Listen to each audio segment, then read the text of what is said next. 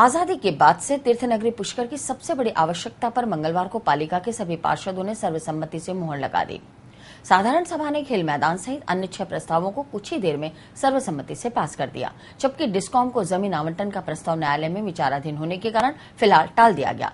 वहीं स्वच्छ भारत अभियान के सपने को पूरा करने के लिए 20 सेंटीमीटर भूमिगत कचरा संग्रहण पात्र लगाने के अतिरिक्त प्रस्ताव को भी स्वीकृति दी गई। बैठक पालिका अध्यक्ष कमल पाठक की सदारत में शुरू हुई। ईओ सीता वर्मा ने सभा के सामने बैठक का एजेंडा रखा। सभी पार्षदों ने एक स्वर में खेल मैदान के प्रस्ताव को मंजूरी दे दी। पार्षद महेश पाराशर ने खेल मैदान के लिए कस्बे के सभी जनप्रतिनिधियों, जागरूक नागरिकों और खेल प्रेमियों से सहयोग का आह्वान किया है। पुष्कर नगरपालिका बोर्ड की आज जो मीटिंग थी वो मेनली तो पुष्कर मेला जो आ रहा है, आगामी पुष्कर मेले की व्यवस्थार्थ वित्तीय एवं प्रशासनिक समिति के लिए की गई थी। पर इसी मीटिंग के अंदर इन स्वीकृतियों के साथ में पुष्कर के अंदर जो बहुप्रतीक्षित खेल मैदान की, जो यहाँ के युवाओं की, खेल प्रेमियों की जो वर्षों से जो मांग थी, चूंकि पहले भी आवंटित हो चुका था पर तकनीकी रूप से खेल के उचित नहीं होने के कारण उस मैदान की भूमि को आज निरस्त करके आज पालिका बोर्ड ने नई खेल की भूमि को चयन करके आज एक बहुत बड़ी पुष्कर के अंदर खेल प्रेमियों को सौगात दी है। और साथ में पुष्कर नगर कैसे स्वच्छ रहे, कैसे सुंदर बने, कैसे इसके अंतर्राष्ट्रीय स्तर की जो छवि है वो बरकरार रहे, इसके लिए हमने यहाँ पुष्कर को स्वच्छ बनाने के लिए सेमी अंडरग्राउंड डस्टबिन जो है वो उनकी भी अभिशंसा, जैसे 7-8 तो हमें बाबा शाह के द्वारा मिले हैं और पालिका बोर्ड ने एक विशेष एजेंडे के रूप में एक स्वीकृत करवा करके 20 के लिए हमने और मांग की है। ये इनके रखने से पुष्कर नगर स्वच्छ रहेगा, सुंदर रहेगा और यहाँ आने वाले तीर्थयात्रियों में यहाँ की अच्छी छवि जाएगी। इसके अलावा बोर्ड ने रामदेवरा और दशहरा पर्व के कार्यों पर भी सहमति प्रकट की। आगामी पुष्कर मेले के दौरान करवाए जाने वाले पालिका स्तर के कार्यों को प्रशासनिक और वित्तीय स्वीकृति भी दी गई। सांसद स्थानीय क्षेत्र विकास के तहत सुलभ कॉम्प्लेक्स निर्माण के लिए जगह चयन करने पर भी सर्वसम्मति से मुहर लगी। पालिका बोर्ड ने पिछली सरकार के समय खेल मैदान के लिए खरेकड़ी रोड पर स्थित भूमि को अनुपयुक्त बताते हुए पास में ही दूसरी जमीन आवंटित की है। आज बोर्ड मीटिंग में 5 हमने एजेंडे बिंदु में शामिल करे थे, 5 बिंदु। तो मेनली तो जो आने वाला हमारा अंतर्राष्ट्रीय पुष्कर मेला है उसके लिए जो नगरपालिका द्वारा काम कराए जाने हैं उनकी वित्तीय और प्रशासनिक स्वीकृति थी जो कि बोर्ड द्वारा हमें मिल गई। इसके अलावा एक अतिरिक्त प्रस्ताव बोर्ड के सभी मेंबर्स ने दिया कि जो भूमिगत कचरा पात्र है, जो कि अभी जैसे होलिका चौक और 1-2 जगह और लगाए गए हैं, वैसे 20 जगह और लगाए जाने हैं, जिसकी प्रशासनिक और वित्तीय स्वीकृति भी हमें बोर्ड द्वारा दी गई। गौरतलब है कि जो जमीन पूर्व में दी गई थी वह ना तो क्षेत्रफल की दृष्टि से उपयुक्त थी और ना ही तकनीकी दृष्टि से। यही कारण रहा कि आवंटन के बाद से ही खेल प्रेमी लगातार इस जमीन को नकारा बताते हुए खेल मैदान के लिए दूसरी जमीन की मांग कर रहे थे। नए खेल मैदान के प्रस्ताव पर मुहर लगते ही खेल प्रेमियों की उम्मीदें भी जाग उठी।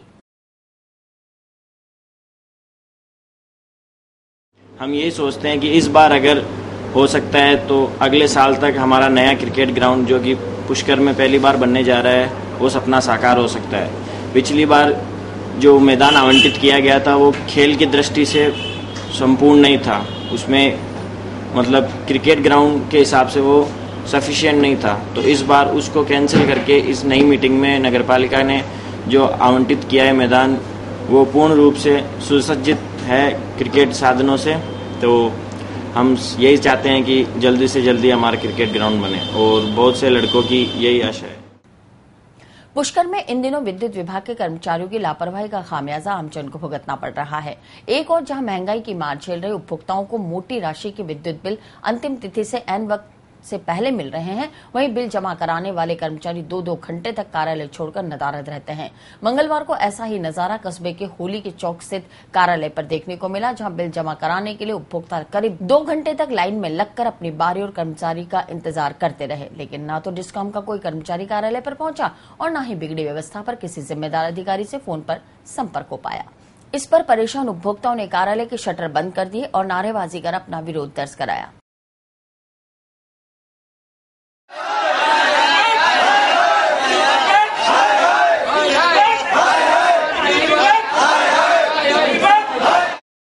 वहीं जब स्वामी न्यूज ने मामले की पड़ताल की तो सामने आया कि डिस्कॉम के मुख्य कार्यालय से भी आधे से ज्यादा कर्मचारी और विभाग के अधिकारी नदारद थे और खाली पड़े दफ्तर के बारे में कोई संतोषप्रद जवाब देने वाला भी नहीं था। इस तरह आमजन की सुविधा के लिए लगाया गया बेसिक फोन उठाने के लिए भले ही कोई कर्मचारी नहीं था, लेकिन पड़ताल में सामने आया कि फोन अटेंड करने वाले कर्मचारी जनता की समस्या के समाधान करने की बजाय अपने निजी फोन पर टाइम पास कर रहे थे। 9 बजे से आया हूँ मैं बिल भरने के लिए। यहाँ 1.5 घंटा हो गया मेरे को, 11:15 हो रहे हैं। अब यहाँ पब्लिक बहुत आई हुई है, नहीं तो यहाँ कोई बिल भरने वाला है, नहीं कोई मतलब है, और भीड़ भाड़ हो रही है, नहीं कोई वहाँ नहीं। एक्शन साहब भी वहाँ नहीं सुने, उनको भी फोन कर दिया कई दफे जाके, और वहाँ पे जाके आए, एक्शन साहब को बोल के आए, वो सुनने वाला नहीं है यहाँ पे।